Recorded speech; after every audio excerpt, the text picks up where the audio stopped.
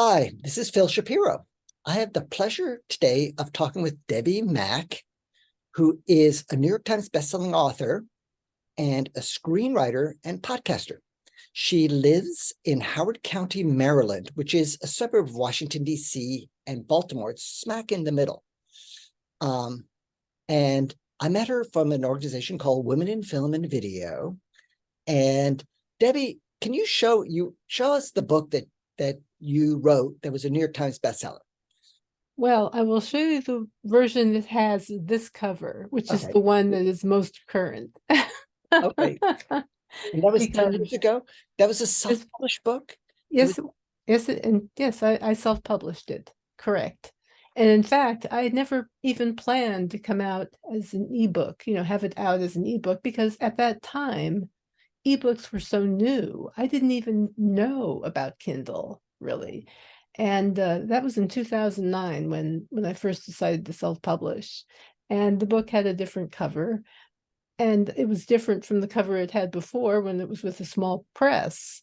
I started out with a small press actually in 2004. But, that press went under 9 months after the book came out. So I was like, okay, now what? So I kept writing, and the funny part is the first book that I actually wrote was this one, which ended up being the fourth book in the series. But having said that, yeah, I did decide to go ahead and self-publish. I self-published through a company called Lulu.com at first. Oh, I know Lulu. I know Yeah, Lulu. Lulu. Yeah, they're pretty good. I mean, I haven't been with them for a long time, but back then this was like a pretty good company to go with. And I did that. I came out in print and then realized there's this thing called ebooks, and started reading about it on blogs and stuff. And people in the know were talking about it. And I was like, I may as well, it's non-exclusive, right? I can still look for an agent or a publisher, right? So that's how I went. And one thing led to another.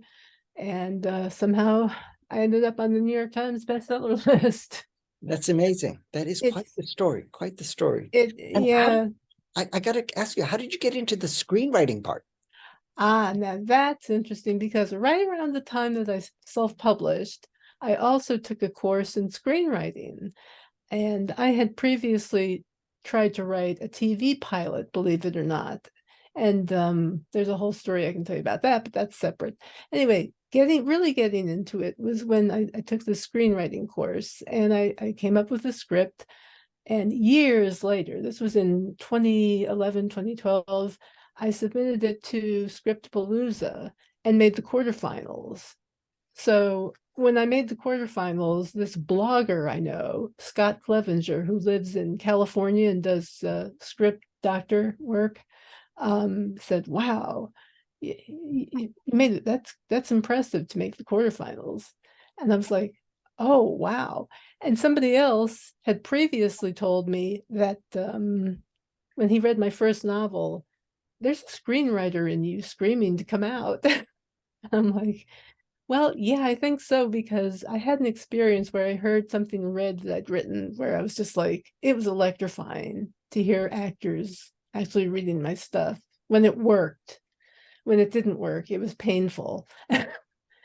But anyway, that's what really got me started, was that first contest that I entered. And then I got involved with women in film and video more. And the more I got involved, the more excited I got. I attended an indie film production kind of class with Maureen Ryan, who wrote the book Producer to Producer, and got very excited about the idea of producing, because I thought, oh my gosh, I've been a project manager, I've organized a fundraiser. Is there any reason why I couldn't be a producer? I've had my own law office. Is there any reason why I couldn't do this? So that was what got me kind of really excited. And I was like, if I could be an indie author and an indie producer, would that be awesome? I don't know. I have lots of ideas, and I'm just always looking for new and interesting things to do, basically. And how did you get into podcasting? Podcasting. Well, I started listening to podcasters and I thought, it would be interesting to do something like an interview show with authors I know, because there's so many really great ones out there and it's hard to get noticed these days. Fancy that, right?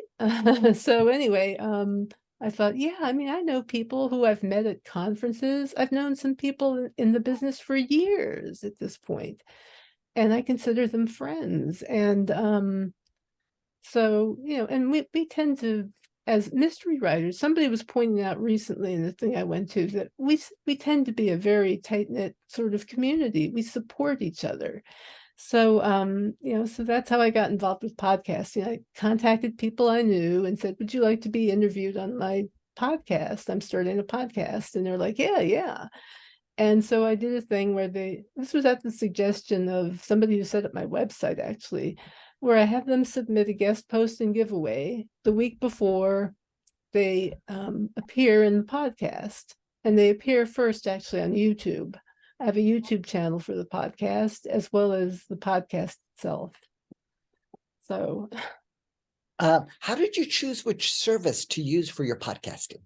oh yeah, I went bouncing around for a while. I was with Podbean. I think I was on SoundCloud, and some other maybe, but I ended up on Blueberry.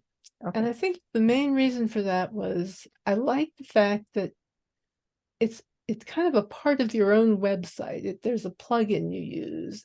And to me, it just felt more like being in control of the thing rather than on a separate platform, if you will. Right. Yeah. Kind of incorporating it into your own platform. That was the initial appeal of YouTube back in 2005, is that you didn't have to send people away from your website. You could have YouTube video on your website and kind of be more integrated with your brand. Yeah. Yeah. And I'm on YouTube a lot now these days. I've been doing a lot of book reviews. Right. I'll do updates on my writing life, my financial disasters, my financial successes. Right. It looks like this year I might actually make a teeny tiny profit. Mhm. Whoa. You don't know how exciting that is for me at this point. But yeah, I mean, I do movie reviews also. Neat. And I also make these goofy movies. I take, public domain movies, and I'll put these captions, it kind of like caption them in a kind of MST3K way, Okay. my snarky humor. So I've been doing this. I have like Buck Rogers, one of the Buck Rogers serials. I've got something with a guy named Ace Drummond, a pilot. It's a goofy series from the 30s or something. And also a lot of really bad horror and just bad low budget stuff. It's pretty hysterical, the stuff that's out there. Debbie, you've got a very playful bent. I do, yeah.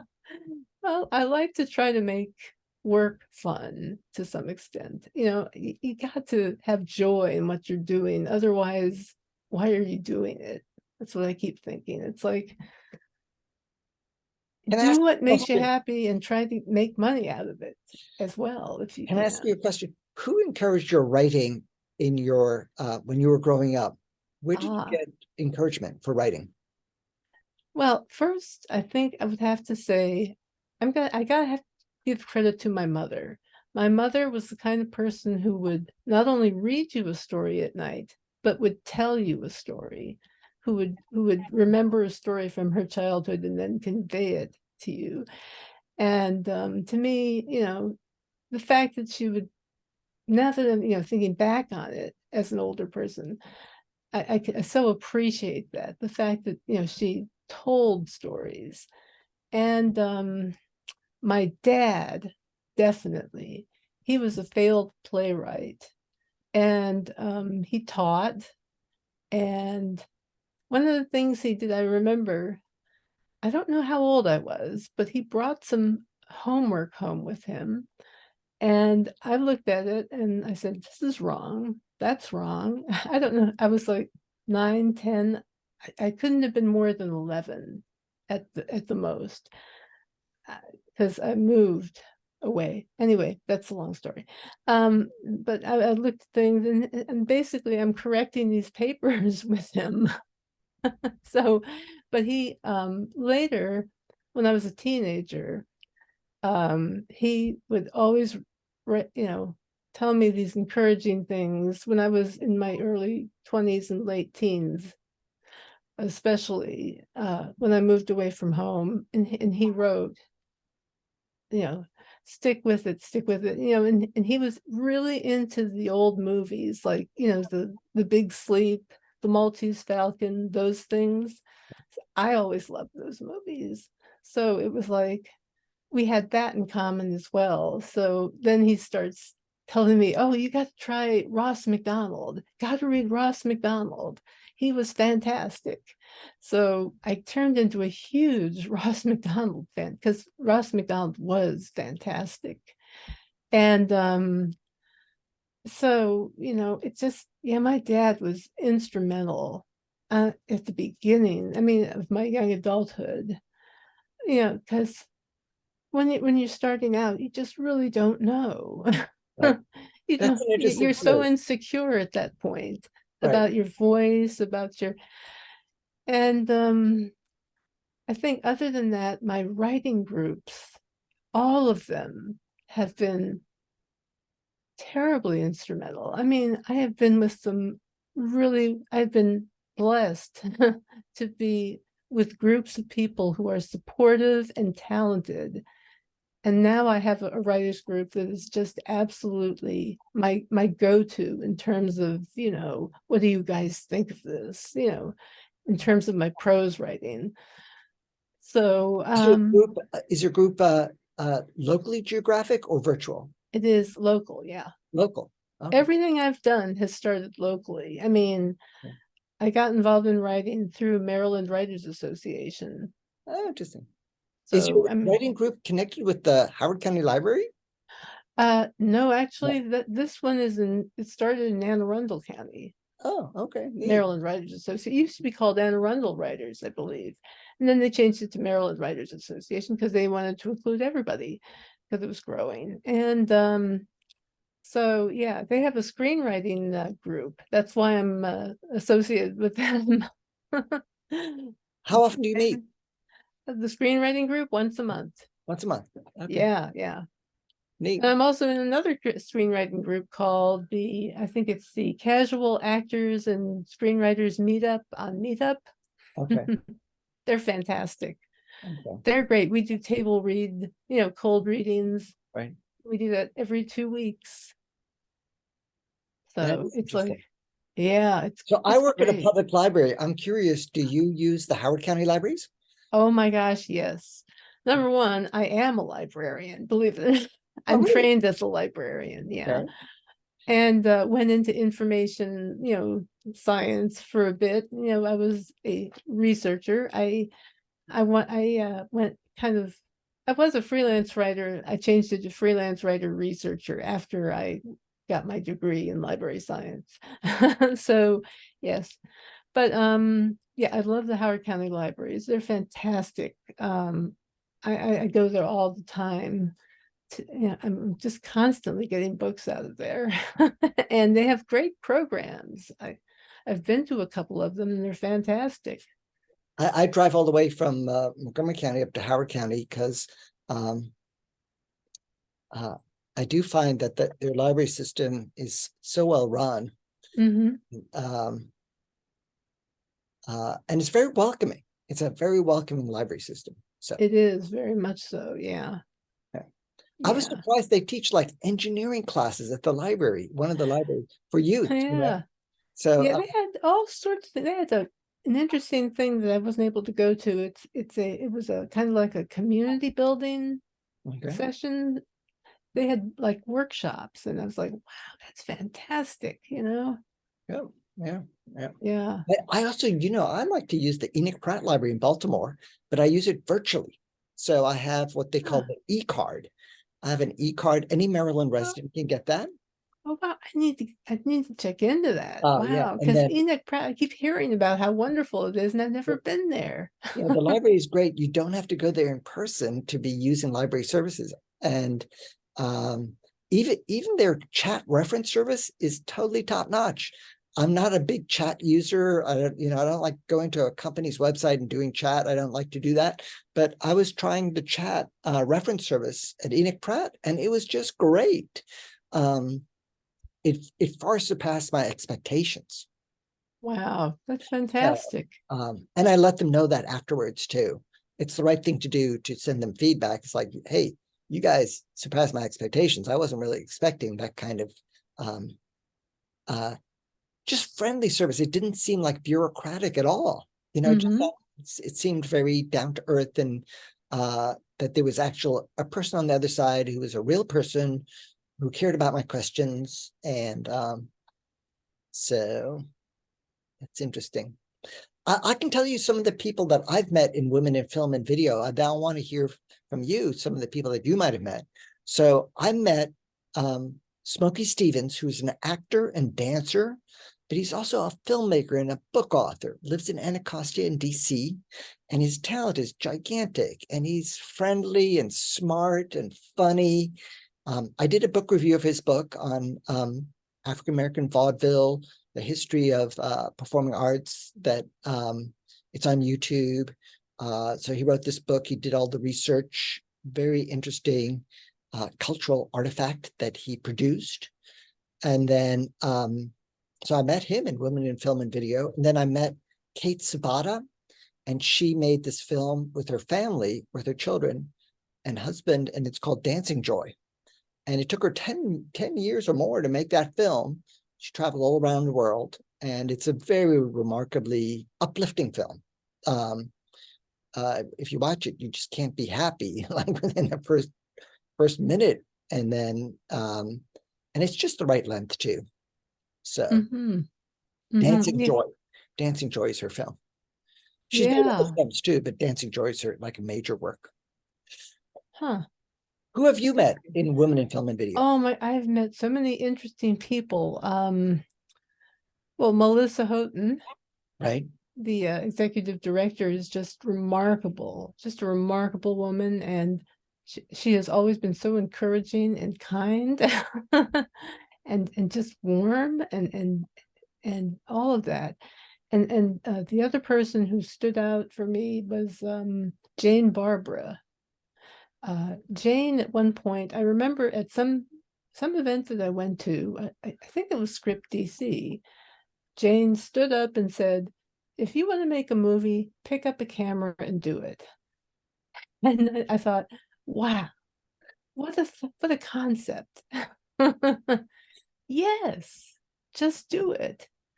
And I think that moment for me has stood out as just like, as a moment that was kind of like an epiphany that made me realize, just go for it if it's what you really want. And trust that it's a journey, and it's not always going to be an easy journey, but you should do it if you feel strongly about it. So those two women really.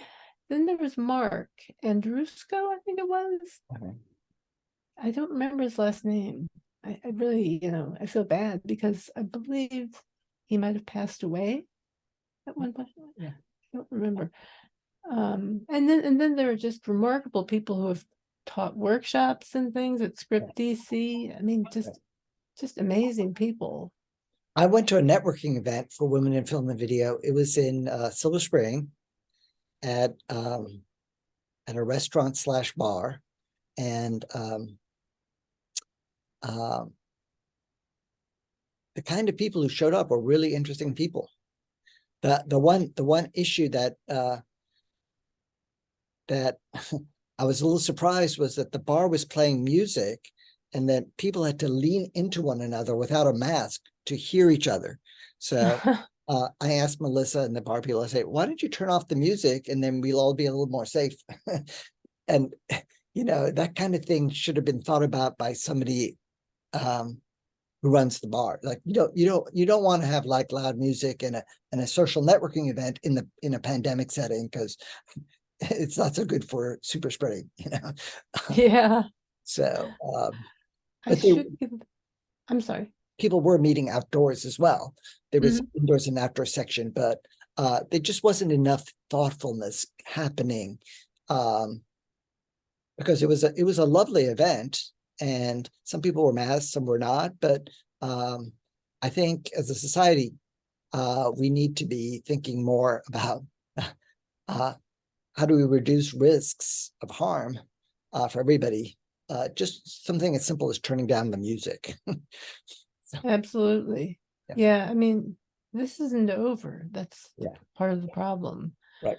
But yeah, I wanted to mention, I had to do a shout out for Maureen Ryan, Okay. who taught that indie film production class. I mean, that was another epiphany moment. And there's also an interesting sort of story connected with that particular class. I stayed overnight at a hotel in DC because it was Friday evening and Saturday all day the next day.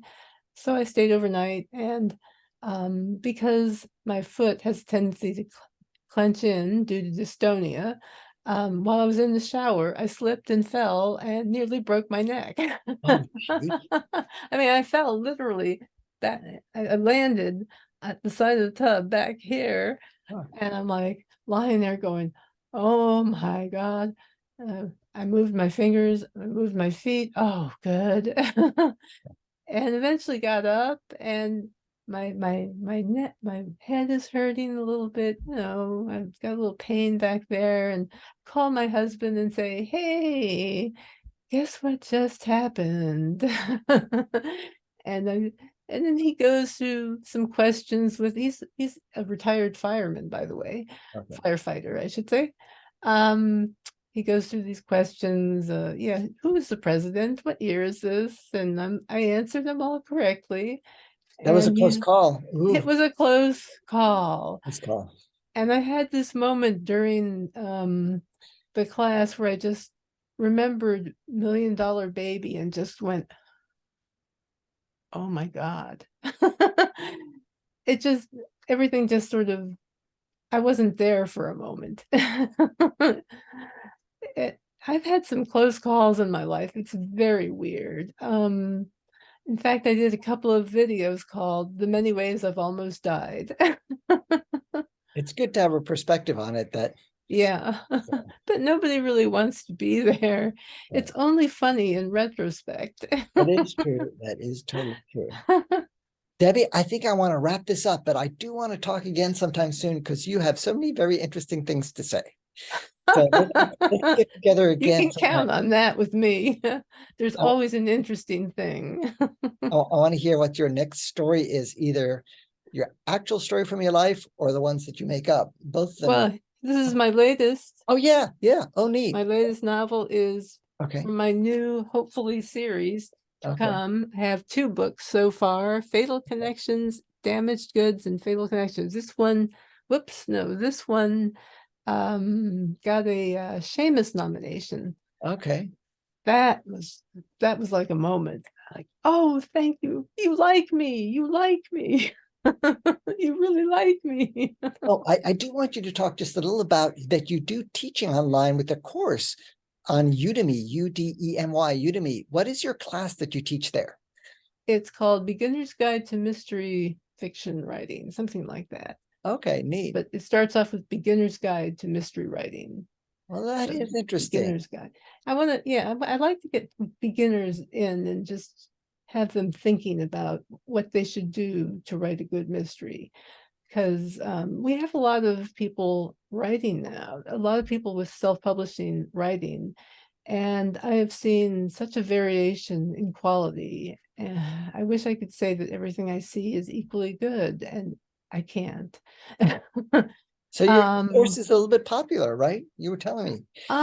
It seems to be doing okay. I mean, it's not like I get thousands of students, but I've been getting some good reviews. I've been getting some criticism. I haven't, apparently back when I first recorded this course, I was not very good on camera. I didn't even, I must be stiff or I don't know what it is. Somebody said I lack confidence. I was like, what? Really? Really? Oh, okay. I mean, I didn't say that, but I just said, oh, yeah, I'm working on it. Wow, they maybe don't I know am you. working on it. They don't know you like I know you. So, well, thank Oh, you for taking the young time. adult novel too. Oh yeah, young adult. Wow, look at that. Yeah.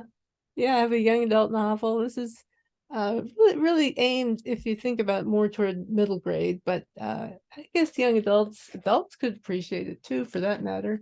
Debbie, About a next time I talk with you, I want to really find out where you get your ideas for. Where do your ideas come from? You know, because that's a oh, they very, come from the idea fairy. but they just keep flowing for you. Like, Oh, it just, yeah, they're just, I have plenty of ideas. It's the execution that counts. wow. Well, anyway, thank you so much, Debbie Mack. People can go visit her website, DebbieMack.com, Debbie Mack. Yay, thanks for getting that right.